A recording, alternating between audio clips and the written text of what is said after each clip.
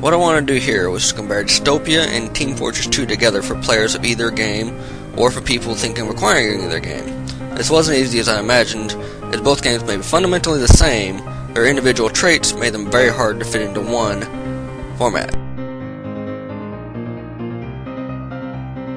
Team Fortress 2, TF2, has 9 classes, each with their own unique primary weapon, along with a secondary and melee weapon that tends to, but not always is, unique, as a few use the same weapon.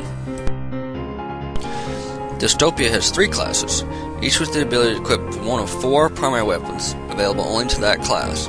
All have access to secondary weapon, the machine pistol, and a melee weapon based on their weight class, katanas for lights and mediums, with a piston punch type for heavies. Now that we know what makes them the same, let's look at what makes them different. TF2 went heavily with their class-based orientation. Each class has a very specific role in the battlefield. This makes learning one class fairly easy, at least on a basic level, and lets new players jump into the fast-paced, brutal fragfest.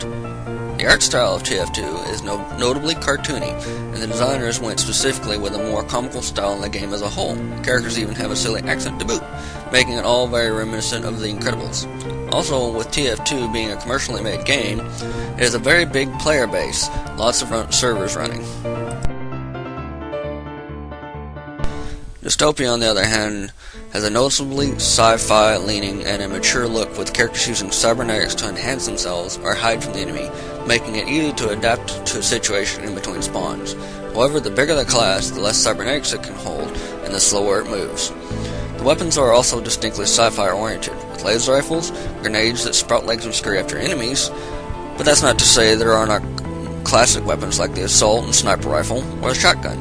Dystopia also has a unique Tron-like world of cyberspace, accessible by players who take the cyberdeck enhancement and hack in through special terminals on each level, adding an entirely different yet vital field of strife. Pros and cons. Team Fortress 2 pros. Lots of classes, lots of players, easy to get into, upgradable characters. The cons. Requires extra purchase of Orange Box or TF2 itself. Upgradable aspect of the characters create a do-or-die conundrum concerning the achievement servers. Dystopia pros. Customization for each class is quite high, with weapons and implant cybernetics. Dichotomy of flesh and cyberspace needed to win any map. Heavies are just cool, even if they are easy targets. And it's free, as long as you have Steam. The cons. Friendly fire, team killing is on, and team killers are a rampant problem. Respawn time can get brutal when your entire team gets killed. I've seen 40 seconds of peeling my thumbs before. Lower player base creates fewer servers.